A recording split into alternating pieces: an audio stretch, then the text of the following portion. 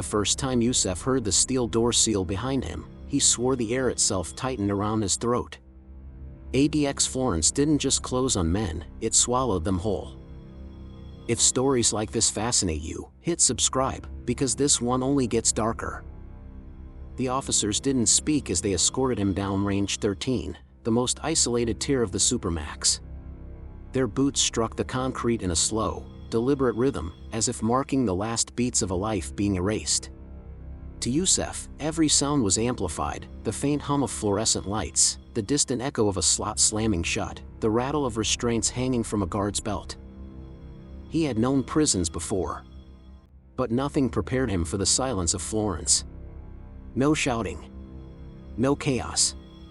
Just the low mechanical murmur of a place designed to bury noise, thought, and identity. He was placed into a concrete cell barely bigger than a walk-in closet. The officers removed his cuffs, stepped back, and the door clamped closed with a metallic thud that felt final. No window to the outside world. Just a small slit facing a hallway that offered nothing except the knowledge that other men, dangerous, broken, forgotten, were breathing somewhere behind walls just as thick. Yousef sat on the steel bed, his hands trembling. He wasn't a gang boss. Not a bomber. Not the kind of man ADX usually held under no human contact restrictions. But he had written something. Something that someone didn't want circulating. 2 weeks before arriving in Florence, he had been held in a federal detention center awaiting sentencing. During those days, he began writing what he called Letters from the Void, a series of reflections on confinement, identity, and the slow erosion of the mind. They were part memoir, part philosophy, part warning. He sent them to a journalist he trusted, someone he believed could amplify the voices of men who would die in concrete boxes without ever being heard. The day the first letter leaked online, everything changed. A lieutenant pulled him aside for a routine interview. The questions were sharp. Who else had copies? Who were the sources? Why expose internal conditions? That night, inmates whispered that the administration was furious. A pod counselor quietly told him to watch his back. And within 72 hours, he was placed on a transfer chain that ended with him stepping into the most restrictive prison in the country. Inside ADX, time dissolved. Days bled into each other. Meals slid through a slot like offerings to something unseen. Guards observed him through a narrow window in the door, their expressions unreadable. Then the pressure started. Mail stopped arriving. Writing supplies were misplaced. His requests for legal contact were repeatedly denied. And when he asked officers why he'd been placed on such high security restrictions, they shrugged, as if the answer sat far above their pay grade. Yet something strange began happening. Every night, around the same time, he heard faint tapping from the vent network. Not random noise, patterns. Someone was trying to communicate. In a place where conversation was forbidden, tapping was the language of the buried. One night, the taps formed a slow sequence he recognized, the start of a message he had written in letter number 3. It was as if someone inside ADX had read his work or lived it. Yousef pressed his ear to the vent, heart pounding. A final sequence came through, 3 taps, a pause, then 2 more. A warning. A name. A threat. And then, silence. He leaned back against the wall, every nerve on fire. Someone inside this fortress knew who he was, and what he'd done. Someone who wanted him to understand one thing: he hadn't been brought to ADX to disappear.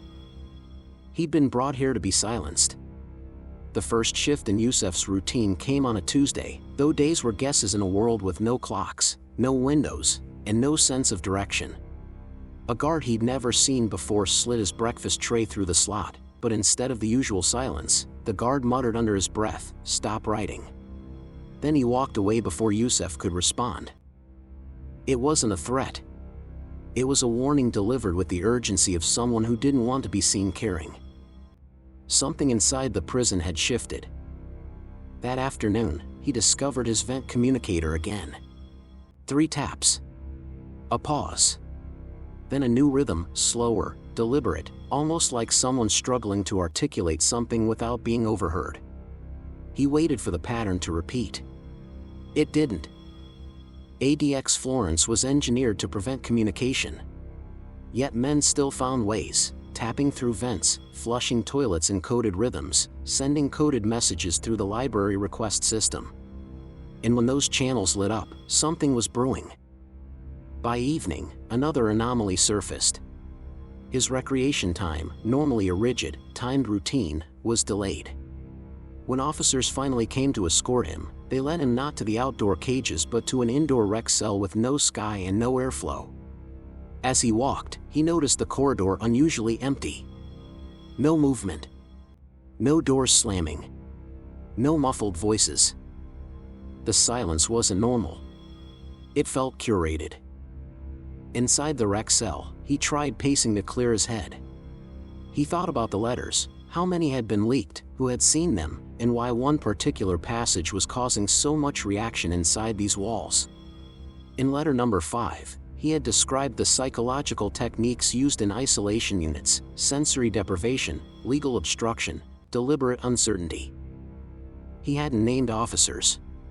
He hadn't accused anyone. But he had explained the system too well. Halfway through his pacing, a voice echoed from the adjoining rec cell, soft, strained, barely more than a whisper. Yousef. He froze. It was forbidden to speak between cells. Punishable. Risky. Yet the voice persisted. You don't know what they're doing. Yousef stepped closer to the wall, but not too close. Cameras watched everything. What do you mean? He whispered. They're reading your stuff. Every word. Every line. They think you're trying to expose them. He recognized the voice now. An older inmate.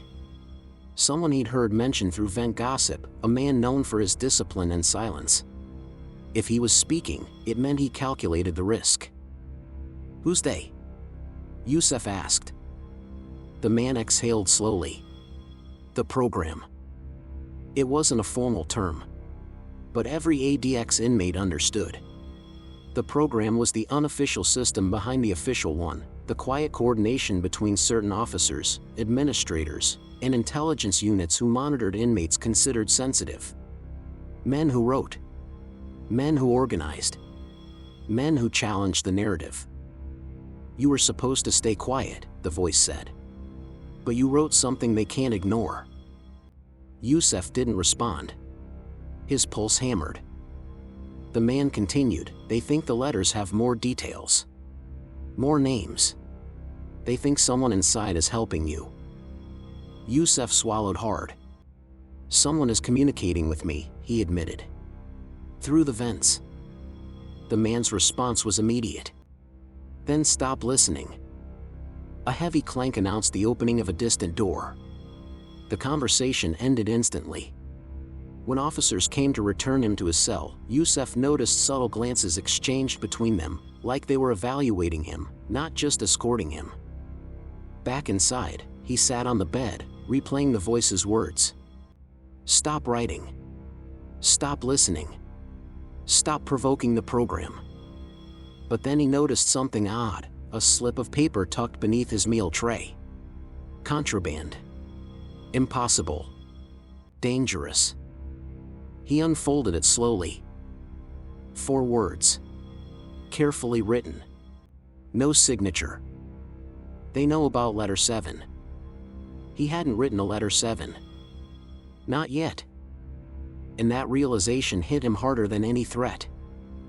Someone inside ADX wasn't just reading his work. Someone was anticipating it. The slip of paper stayed in Yousef's hands long after the lights dimmed for night. ADX didn't have real darkness, just a dull reduction of fluorescent glare, but it felt darker than usual. He sat there studying the 4 words as if they might rearrange themselves into a safer meaning. They know about letter 7. Impossible. He hadn't drafted it. Hadn't outlined it. Hadn't even decided whether he would continue the series. After his transfer, he'd practically sworn he wouldn't. So how did someone inside the most controlled prison in America know the next chapter of his thoughts before he committed them to paper? He didn't sleep. Couldn't. By morning, the pressure around him felt heavier. The guards' movements were sharper, the glances longer, the silence tighter. During breakfast delivery, one officer kept his hand on the pepper spray canister the entire time Yousef approached the slot. Not out of fear, out of expectation. They were waiting for something. At noon, instead of the usual rec call, an officer opened his slot and ordered, "Stand for escort." No explanation. No reason. Just the flat tone of someone reading from a script. They led him through a part of the facility he had never seen, a deeper corridor, colder than the rest, lit by lights that flickered in a rhythmic pulse. At the end of the hallway was a steel door secured with multiple digital locks. One officer scanned a badge. Another entered a code. The door hissed open. Inside was a small interview room. A table bolted to the floor. 2 metal chairs. A camera in the corner with a blinking red light. Sitting at the table was a man in a tailored suit, impossibly out of place in ADX Florence. Mid-50s. Calm posture. Hands folded. Eyes that missed nothing. "Yousef," the man said quietly, "please sit." He didn't introduce himself. He didn't show credentials. But everything about him radiated authority, real authority, the kind that didn't need a badge. Yousef sat. The man studied him for a long moment. "You've caused quite a stir," he said. "Those letters, they've traveled further than you think." "I wrote them to show what this place does to people," Yousef replied. "Not to start whatever this is." The man nodded slowly, unimpressed. "You wrote observations.